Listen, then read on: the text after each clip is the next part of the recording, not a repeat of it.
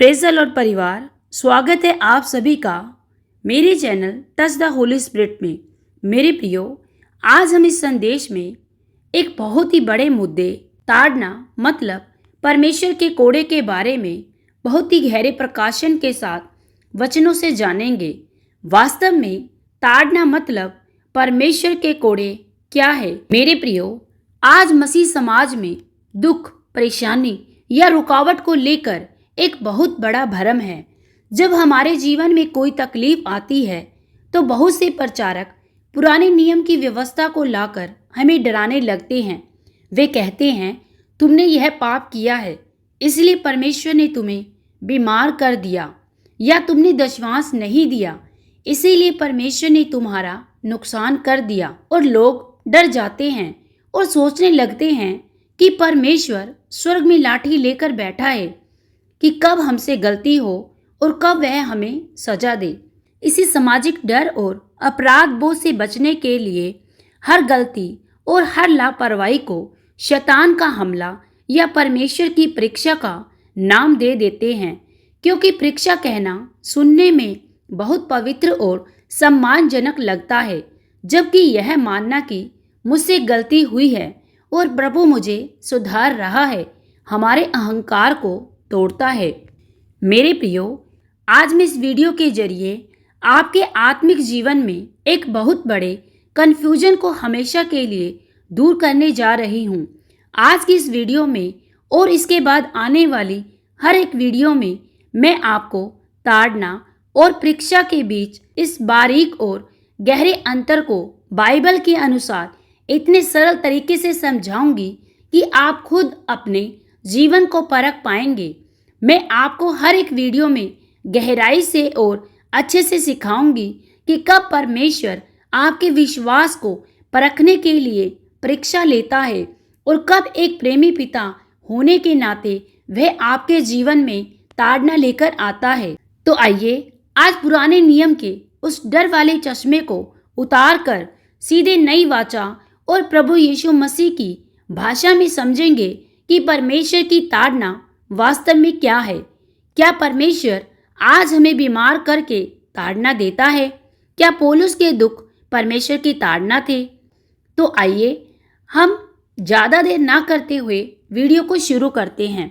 सबसे पहले नए नियम के उस सुनहरे वचन को देखें जहाँ से आज़ादी की शुरुआत होती है।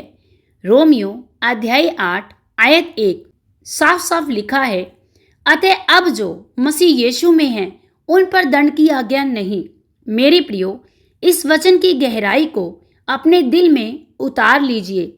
यीशु मसीह ने क्रूस पर आपके और हमारे सारे गुनाहों का, हमारी सारी गलतियों का दंड हमेशा के लिए अपने ऊपर ले लिया है। इसीलिए नई वाचा में परमेश्वर आपसे कभी बदला लेने के लिए या आपको सजा देने के लिए कोई मुसीबत नहीं भेजता। परमेश्वर अब आपके लिए एक न्यायाधीश नहीं है, वह मसीह यीशु में आपका अब्बा पिता है। लेकिन यहीं पर कलीसिया एक बहुत बड़ी गलती करती है।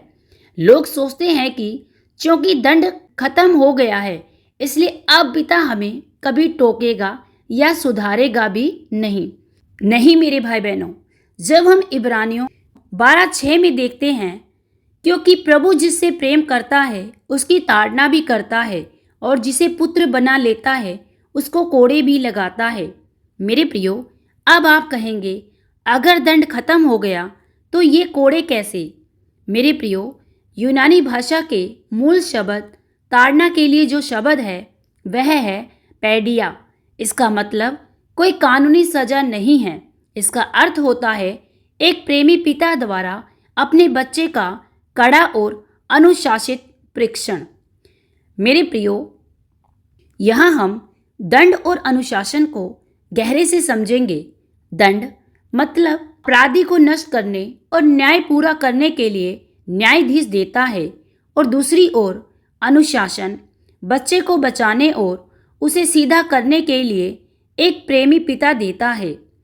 मेरे प्रियो, परमेश्वर की ताड़ना कभी आपको बर्बाद करने के लिए नहीं आती, वह हमेशा आपको पवित्र करने के लिए आती है। शायद आप सोच रहे होंगे कि यह ताड़ना हमारी व्यवहारिक लाइफ में कैसे दिखती है। तो आइए आज की कलीसिया और हमारे आसपास रोज घटने वाले दो जीते जागते उदाहरणों से इसे समझते हैं। पहला उदाहरण, कलीसिया में एक भाई है। जब उनके पास नौकरी थी वे हर संडे चर्च जाते थे, उपवास प्रार्थना करते थे, संगति में सबसे आगे रहते थे। प्रभु ने उनकी सुनी, उन्हें एक बहुत बड़ी कंपनी में ऊंचे पद पर नौकरी मिल गई, लाखों का पैकेज हो गया।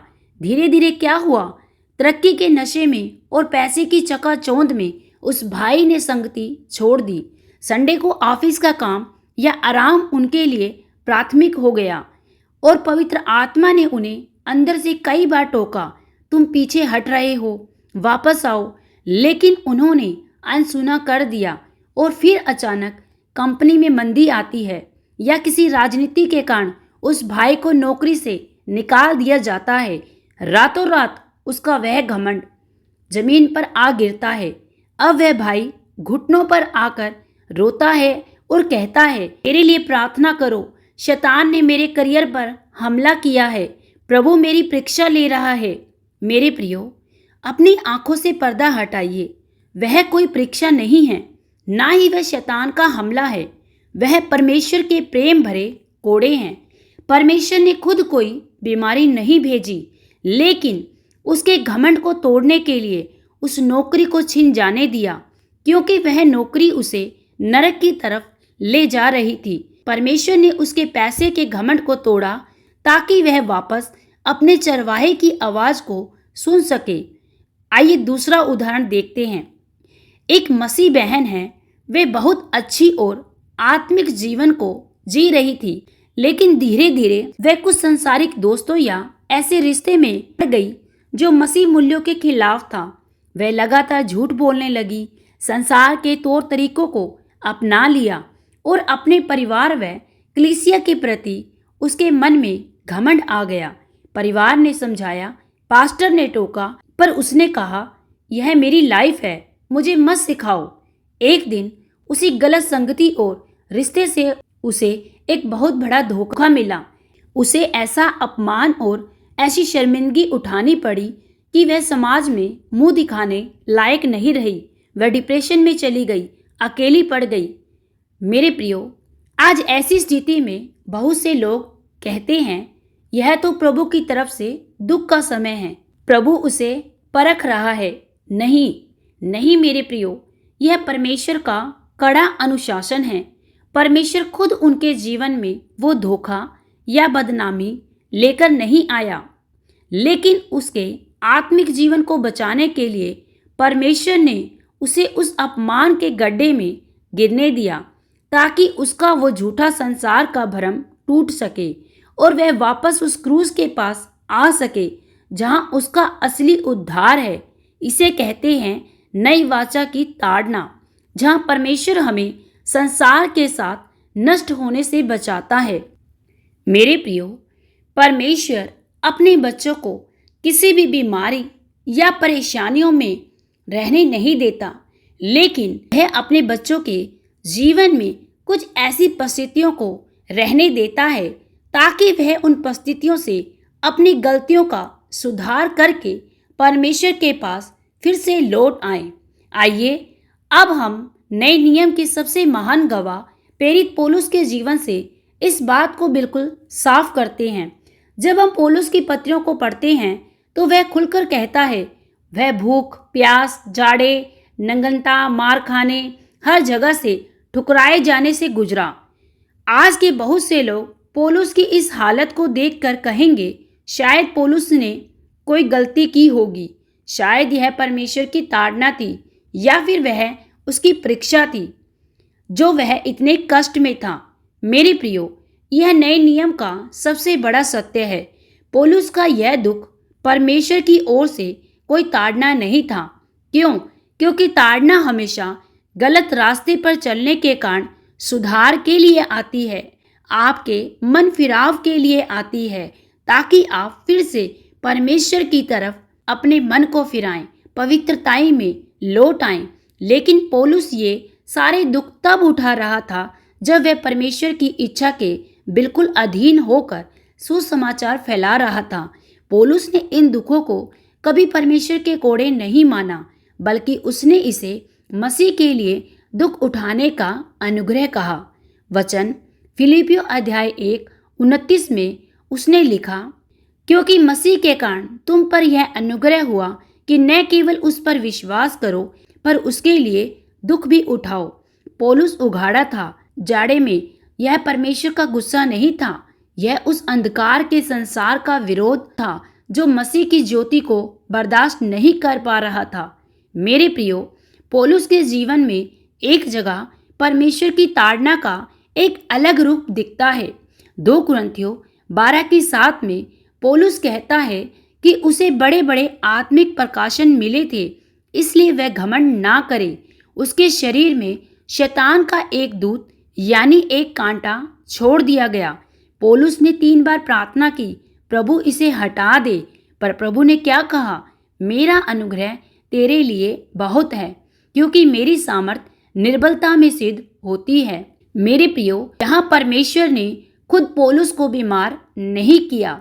वह कांटा शैतान का एक दूत था, लेकिन परमेश्वर ने पौलुस को घमंडी होने से बचाने के लिए उस कमजोरी को बने रहने दिया। मेरे प्रियो, नई वाचा में परमेश्वर की ताड़ना हमारे घमंड को तोड़ने और हमें पिता के अनुग्रह पर निर्भर रखने के लिए होती है, न कि हमें दंड देने के लिए। तो फिर आज नई वाचा में एक प्रेमी पिता के रूप में परमेश्वर की ताड़ना असल में कैसी दिखाई देती है? आइए इसे हम एक और सरल उदाहरण से समझते हैं, जो यीशु मसीह के स्वभाव को प्रकट करती है।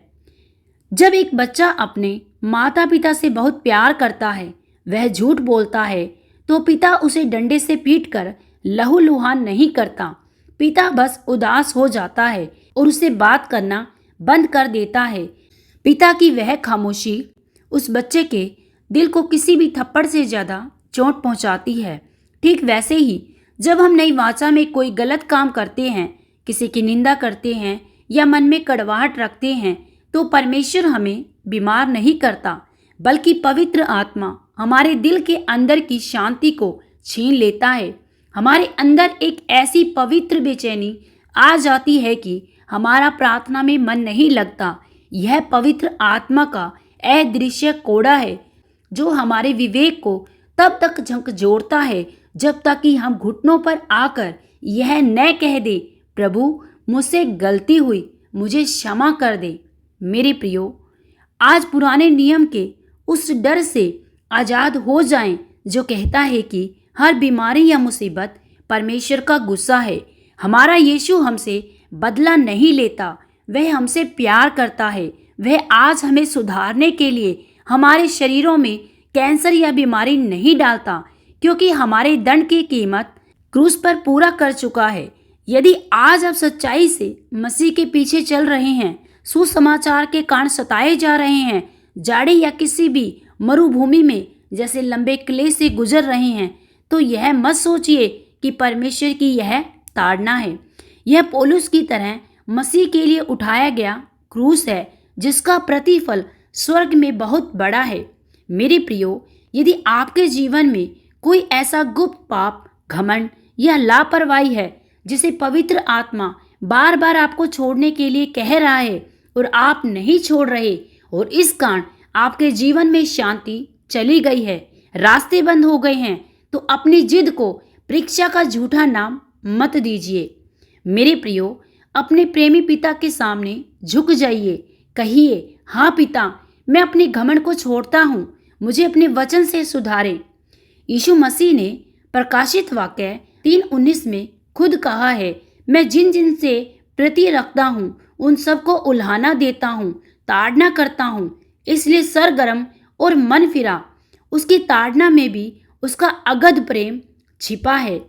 मेरे प्रियो, जब भी आप किसी ऐसी परिस्थिति में हो जिससे आप बाहर आना चाहते हैं और आप नहीं समझ पा रहे हैं कि मेरे जीवन में यह दुख, यह पीड़ा, यह बीमारी क्यों है, कहीं ये परमेश्वर की परीक्षा तो नहीं, या फिर ये शैतान का हमला है। मेरे प्रियो, याद रखें, परमेश्वर की ओर से जब ताड़ना या कोड़ा लगता है तो उसके कोड़े और उसकी ताड़ना में एक असीम शांति और एक प्रेम छिपा होता है। वह आपको एक दर्द तो दे सकता है, लेकिन आपके जीवन में आपकी शांति बनी रहती है। इसे हम एक उदाहरण से समझते हैं। जैसे एक चरवाहा अपनी भेड़ों को झुंड में चरा रहा था और एक भेड़ अचानक से पहाड़ी के उस ओर चली जाती है और वह बार बार उस भेड़ को पुकारता है और अपनी तरफ आने को कहता है, लेकिन भेड़ चरवाहे की आवाज को अनसुना कर देती है और वह नहीं आती। चरवाहा फिर दोबारा आवाज लगाता है, लेकिन वह आवाज को पहचानती तो है, लेकिन उसको अनसुना कर देती है।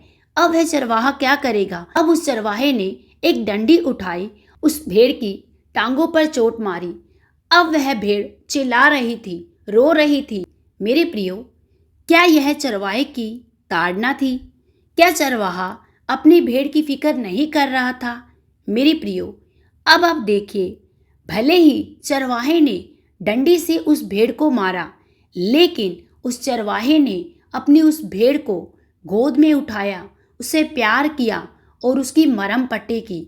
मेरे प्रियो, इसी तरह हमारे जीवन में जब परमेश्वर हमारी गलतियों के ऊपर हमें कुछ सिखाने के लिए हमारे जीवन में हमारे घमंड को, हमारे अहंकार को, हमारे चोरी चकारी को, धोखाधड़ी को और हमारे अंदर से बुराइयों को निकालने के लिए अक्सर हमारे ना चाहते हुए भी ऐसी परिस्थितियों में हमें रहने देते हैं, जिससे कि हम परमेश्वर की उस असीम शांति को और उस प्रेम को अच्छे से जान पाएं और उस ताड़ना से एक गहरी शिक्षा को ले पाएं।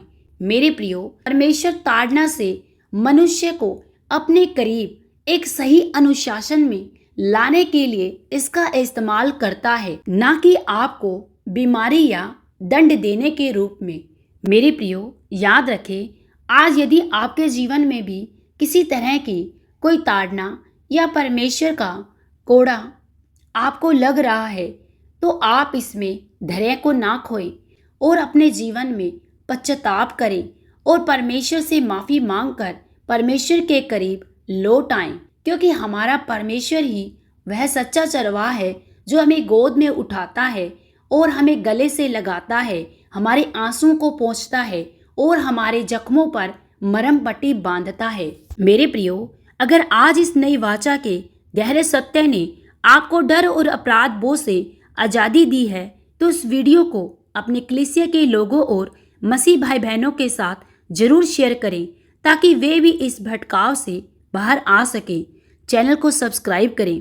परमेश्वर पिता आप सभी को इस वचन के द्वारा बहुतायत से आशीषों बरकत दे। प्रभु यीशु मसीह का अनुग्रह और उसकी शांति आप सबके साथ हमेशा बनी रहे। आमीन। सबको जय मसीह की।